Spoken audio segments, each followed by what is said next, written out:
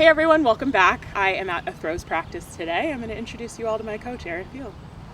Hi everyone, my name is Erin Field. I am a certified strength and conditioning specialist and track coach. I've been coaching track for about 3 years now. I graduated from URI in 2024 with my master's in kinesiology. I also threw the hammer and the weight there for 5 years.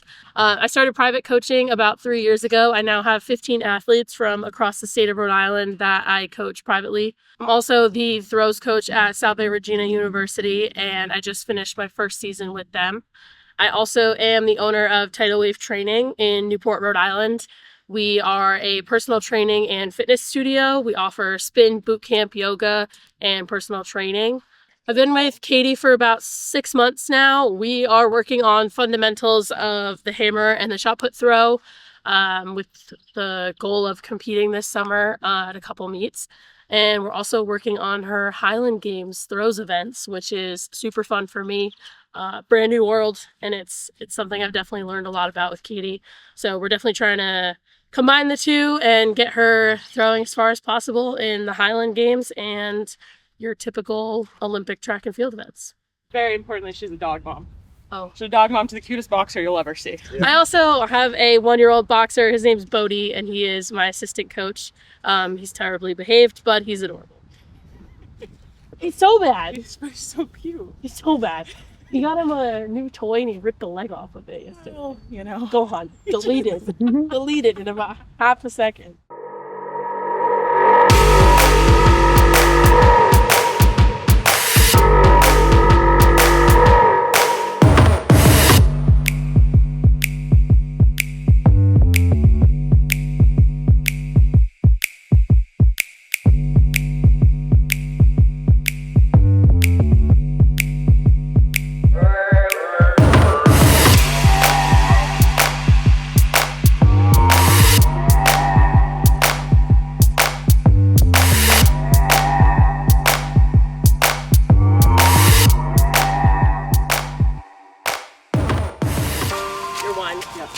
We're out here. Yeah.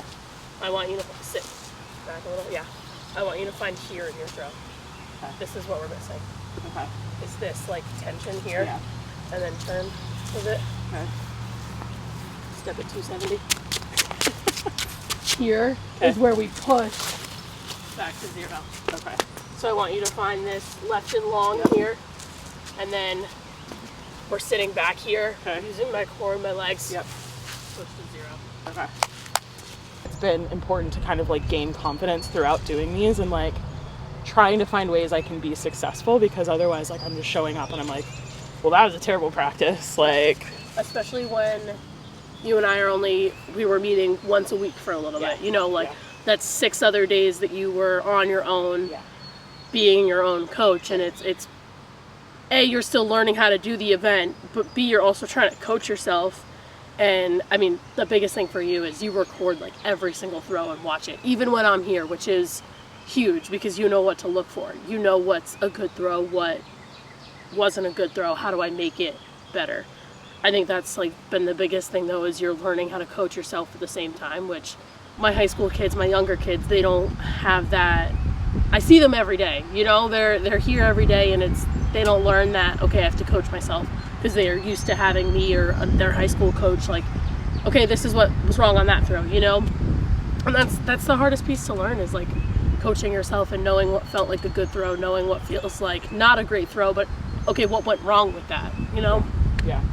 That's a hard piece. Yeah. It took me forever to learn that. Yeah. I was so used to having that automatic feedback. Right. Yeah, no, and I think that's like, I think as an athlete and as a coach, like it's something you learn. And I think too, like our athlete coach relationship is really like huge. And I think when you're choosing people to work with, or you're choosing like a coach or even like training partners, it's just huge to kind of have people that like you trust, people that like trust you on your own, and like people who just get your personality and your work ethic, and you can kind of just have this symbiotic relationship, because a lot of times you're kind of like trusting yourself and on your own and trying to figure out, what do I do? But also kind of working with a coach. And I don't see it as kind of like a top-down approach. I really see it as like a collaboration. It's a partnership. And so I think being able to work with each other and you know, be in the same space, but also be apart from each other and kind of have that communication, I think is huge. Yeah. So What the difference between you and my high school athletes too is you will go out and throw on your own multiple days a week. That is worst case scenario for them because they don't know how to walk themselves through a practice without a coach being there being like, okay, warm up, okay, we're gonna do this, okay, you're done. And that's the hardest thing is they won't practice unless I'm available. And I've got a million athletes, a gym to run, like I don't have all day every day to meet them. So they're missing practices where you're like, okay, you can't meet today, I'll go practice on my own. And that's where you understand the foundational stuff of this to such a higher level than a high schooler who just is looking for that automatic feedback, because you have to understand it to fix your throws when you're on your own.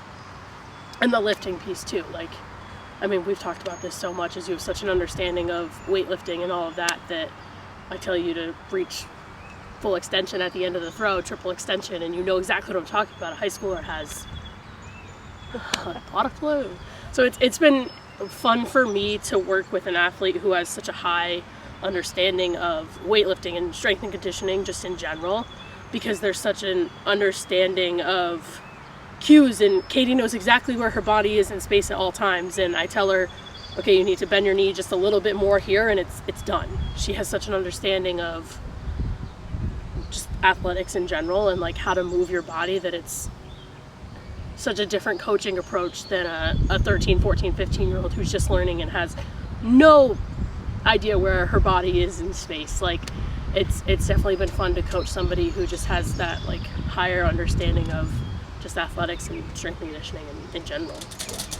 yeah, I think that like too, that piece that you hit on, just to echo that statement, like I think having the motivation, like it's not necessarily motivation, honestly. Like most days it's really just kind of like, all right, like I have to go throw, or like I had another bad practice, but I know I have to come out here and throw again. And I think just having that discipline and just recognizing that like I owe it to myself to keep coming back, and like it might not be my day today, tomorrow might be my day, it might not, but like having that motivation to stay disciplined and just kind of like keeping your head down, and like, you know, and then you surround yourself with great people who believe in you and who support you and make it easier to kind of show up on the days where it doesn't go well, and people who cheer for you on the days where it does. I think that's huge. So I think, I mean, I tell all my athletes this, and this was my philosophy with throwing for 5 years, is not every throw is going to be a good throw. Not every day is going to be a good day. You might have a terrible week. You might have a terrible month. We've all been through those phases where you're struggling with that one cue, that one thing, and you just, every practice just feels like you're getting beat up. The throws are just not where you want them. But those are the days that build you as an athlete. Those are the days that makes those PRs, those good throws, 10 times sweeter. And you just gotta stay the course, stay the path, keep going, because it's gonna make the moment where it all pays off, that one PR, it takes one good throw, it's gonna make all those bad practices, bad throws, bad days, all worth it. And it's that reminder of just literally just keep going. Like, yeah. I would leave coaches so defeated, or I would leave practices so defeated, and my coach would look at me and be like, bad day, shake it off, come back tomorrow.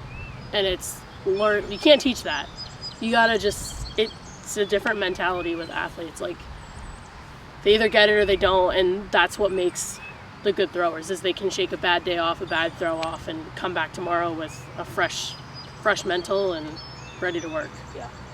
I think that's the biggest piece. Like, I think a lot of people are like, oh, that's so impressive, or you lift something, you're like, oh, that's huge, or whatever. But it's really, I think the mental piece is the hardest part. I think choosing to come back when you really don't feel like doing it. I think like having this short-term memory, and this is something that like I think throughout my athletic career, like I don't think I've always been the best at it. I think it's always been a huge area of growth of mine, and so I think I'm really coming into this phase of life and where I am athletically, where, you know, I think I'm trying to rely more on my brain to kind of get me through, because I know physically, like, I can do this. It's not a question of strength. It's not a question of athleticism. It's just kind of like allowing my brain to kind of take the front seat and take me in a positive direction, instead of continuing to just be like, oh, like, I suck at this. I'm terrible. This was not good. This was not my day.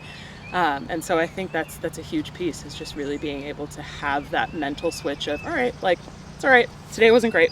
We're going to move on to tomorrow. And, you know, I think that's something that I'm still hoping to do a better job at. But something that I definitely feel like I'm going in the positive direction with. No, that the short-term memory piece is just so important. Like, everybody sees the max out, the PR that you get, and they're like, that's so cool, that's so awesome. They don't see the 12 times before that you failed that weight, or the 4 throws before that were sector fouls, or you just missed it on your last throw. And it's learning to just keep going, to shake those bad ones off, to learn from it, and to keep going. Like, that's the biggest piece, and it's the hardest piece to learn as an athlete. Like, you have that meet where you foul out and you're like, what am I doing? Like, and you question everything. You question why you're doing the sport, why you dedicate so many hours, days, weeks to the sport that you just didn't get a mark at a meet. Like, I've been there. I was that athlete. Like, there were phases where I was fouling out left and right, and you stay that course, and it made that PR, that good season the year after, 10 times sweeter. And I still look back at that, and it makes it all worth it, you know? And I think you show up every day with this attitude of, I'm gonna get better, I'm gonna get stronger. And the bad throws, it's all right, shake it off, next one. And that's, you can't teach that. Like,